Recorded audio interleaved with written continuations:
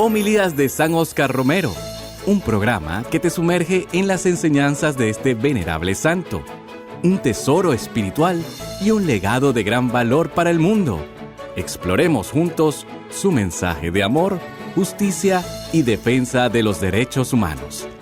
Les digo en primer lugar que la iglesia que Cristo quiso es una comunidad profética. Dice el concilio comentando este pensamiento, Lumen Gentium 12, el pueblo santo de Dios participa de la función profética de Cristo, difundiendo su testimonio vivo, sobre todo con la vida de fe y de caridad. Ven, todos ustedes, hermanos, son el pueblo profético, un pueblo que Dios ha organizado para difundir el testimonio vivo de su doctrina. El mismo concilio, cuando habla del matrimonio de ustedes los seglares, dice que el matrimonio, la vida de familia, es una situación propicia para desarrollar este sentido profético del pueblo de Dios, porque viviendo santamente los esposos en relación con sus hijos, son como una pequeña iglesia, y desde ella, con sus virtudes, animan a la santidad a la sociedad, así como también reprochan lo malo, lo injusto, lo pecaminoso del mundo. No hay reproche más grande para una sociedad pecadora que una familia santa.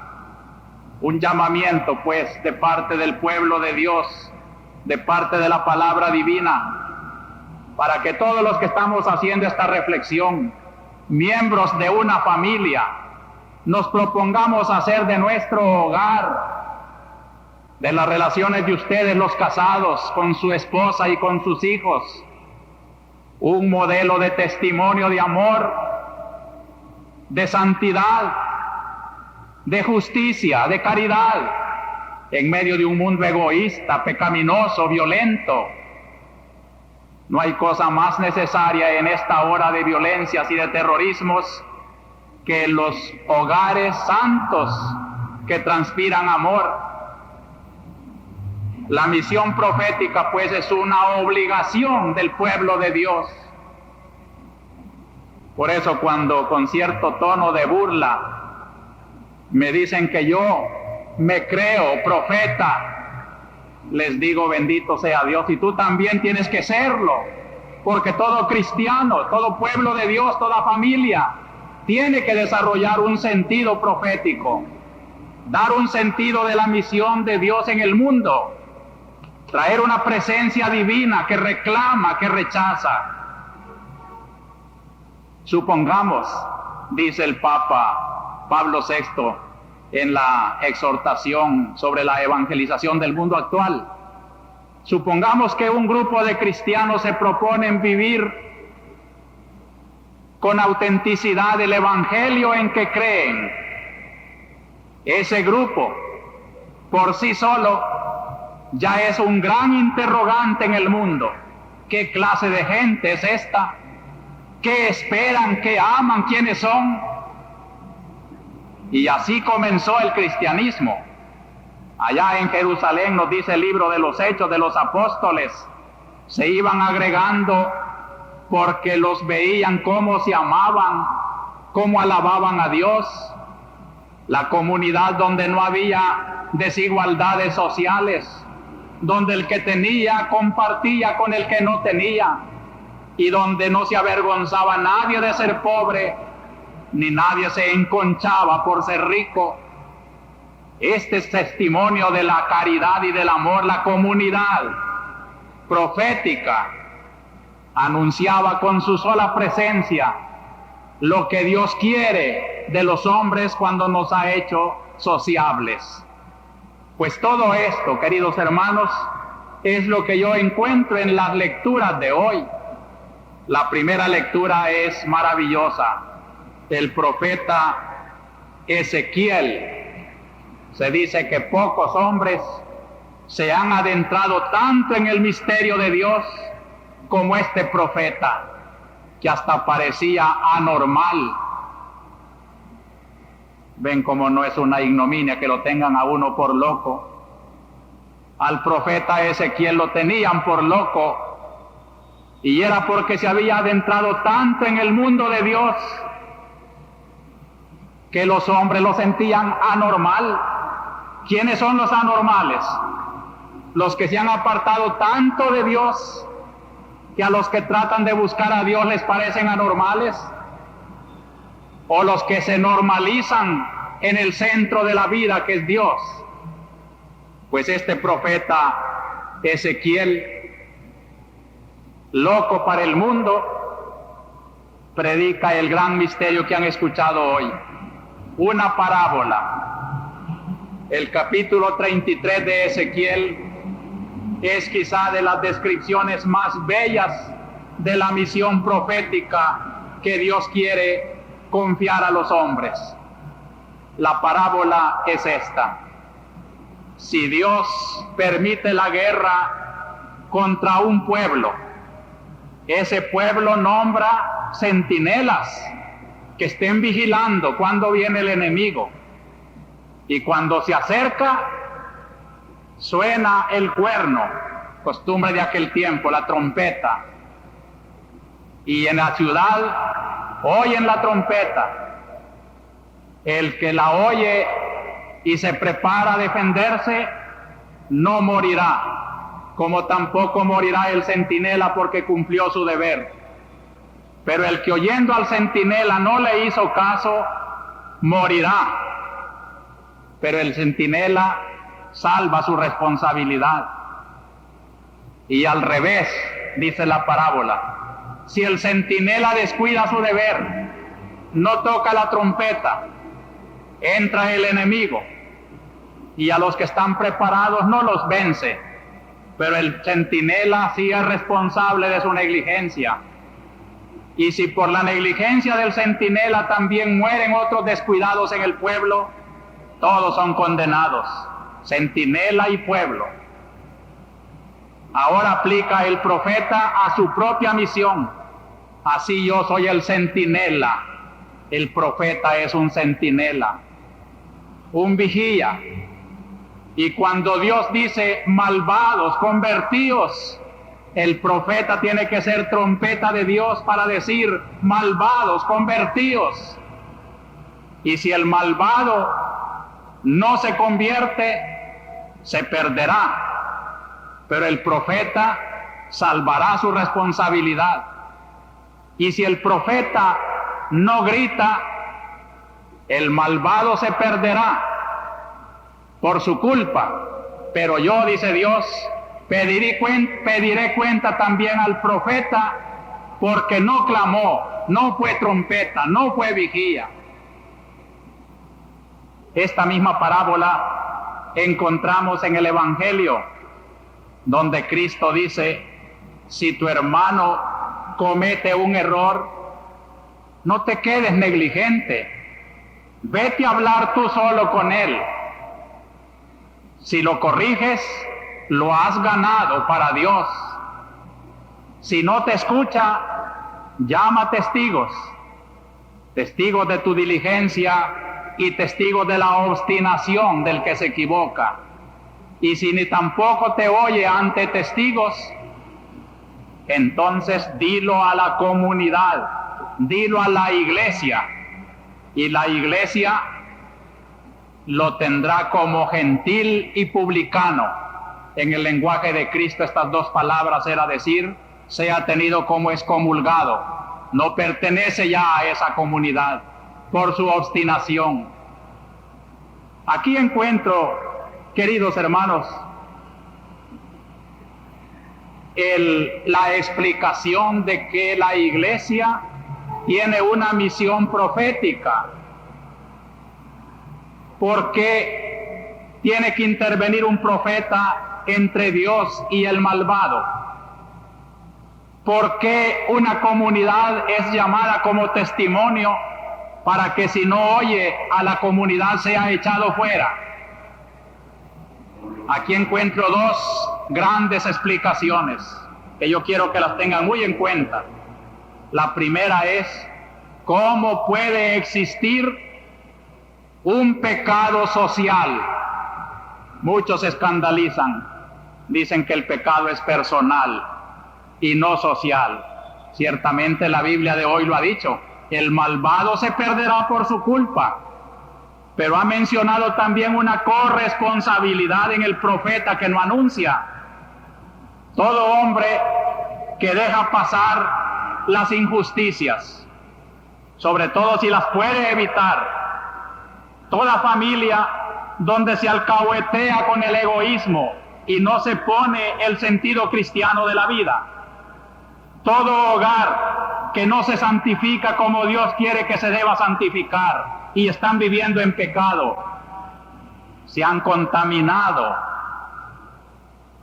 se han hecho cómplices, se ha hecho el pecado social en un pecado institucionalizado que llamó Medellín.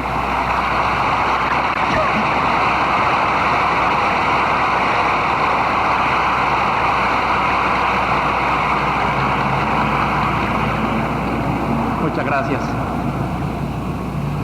Lo cual indica la actitud de ustedes de que estamos de acuerdo en que la iglesia no puede callar.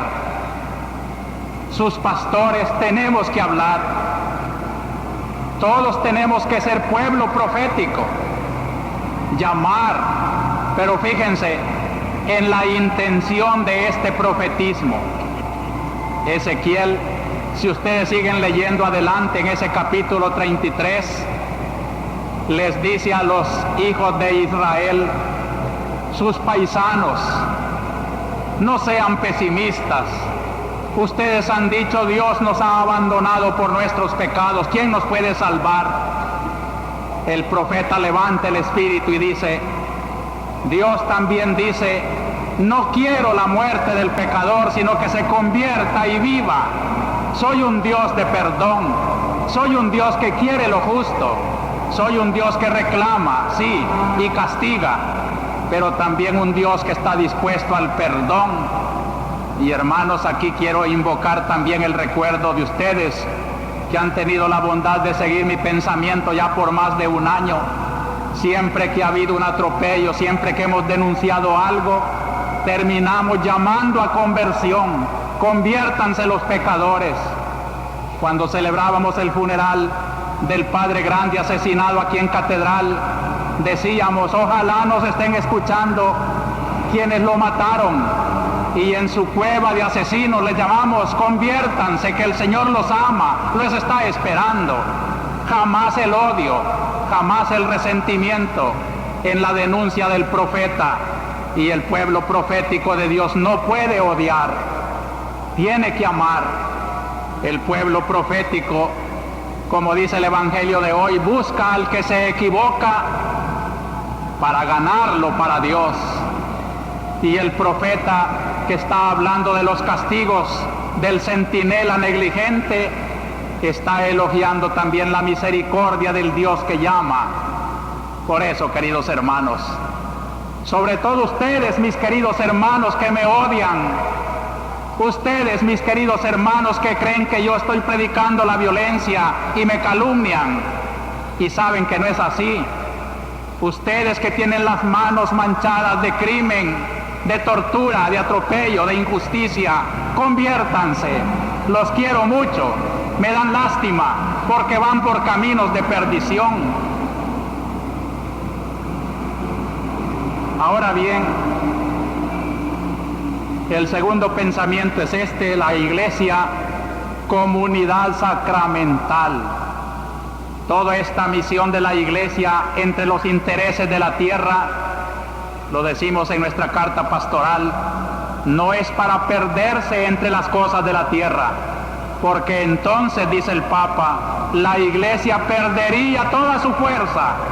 La iglesia no anunciaría la verdadera liberación de Dios, comprendiendo las reivindicaciones de los pobres que piden pan, de los analfabetos que piden letras, de los pobres en la miseria, la iglesia también se haría una miserable, pero sin dar esperanzas de perdón y de levantarse. Precisamente la iglesia lleva una misión trascendente. La visión de Dios no se puede olvidar nunca. Y aquí está el signo de la comunidad. Queridas comunidades, las que he tenido la dicha de visitar y las que no he podido visitar, pero sé que viven en esta semana, he recibido cartas tan bonitas de comunidades cristianas, no solo de la arquidiócesis, sino de otras diócesis que han puesto su confianza en esta palabra de Dios. Les agradezco profundamente y les digo, mantengan esta esperanza, mantengan esta señal sacramental de la iglesia. Sean comunidades que luchan por las reivindicaciones justas, pero que no se olvidan nunca de lo único que nos puede dar la fuerza y la inspiración, que es Dios. Y por eso el Evangelio de hoy nos da la pauta. ¿Qué dice Cristo mismo? Donde 2 o 3 se reúnen en mi nombre, allí estoy yo en medio de ellos. Gracias, Señor, porque donde hay una comunidad que se pone a reflexionar en tu palabra con sinceridad religiosa, ahí estás tú, Cristo bendito, liberador de los hombres. ¿Cómo no me va a llenar el corazón de esperanza una iglesia donde florecen las comunidades eclesiales de base? ¿Y por qué no voy a pedir a mis queridos hermanos sacerdotes que hagan florecer comunidades por todas partes, en los barrios, en los cantones, en las familias? Porque donde 2 o 3 se reúnan en mi nombre, allí está el signo sacramental. Aquí la catedral es ahora presencia de Cristo. El protagonista de esta mañana es Cristo nuestro Señor. Él está dándonos testimonio de que no solo la hostia consagrada, sino todos ustedes y yo, formando una comunidad, y allá donde un grupo de cristianos, en torno del aparato receptor de su radio, están meditando esta palabra como palabra de Dios, allí está Cristo, aquí está Cristo. Bendito sea Dios que no vamos solos. Por eso la comunidad iglesia es sacramental. ¿Qué es un sacramento? Señal visible de una realidad invisible. Lo visible son los rostros de ustedes, muchos ya conocidos, el saludo cariñoso que nos damos a la salida. Todo eso es la comunidad visible, pero lo invisible, el rostro que no vemos, pero en el cual creemos y que descubrimos a través del rostro de cada uno de nosotros, es Cristo nuestro Señor. Hay otra realidad en esta comunidad sacramental cuando Cristo dice: cuando 2 de ustedes se pongan de acuerdo en pedir a mi Padre una cosa, mi Padre del cielo se los concederá.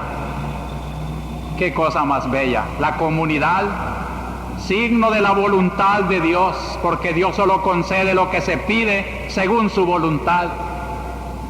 Y voluntad de Dios cuando se reflexiona en la comunidad, qué distinto es de lo que muchos quisieran que se considerara voluntad de Dios. Muchos quisieran que el pobre siempre dijera: es voluntad de Dios que así viva. Y no es voluntad de Dios que unos tengan todo y otros no tengan nada. No puede ser de Dios. De Dios es la voluntad de que todos sus hijos sean felices.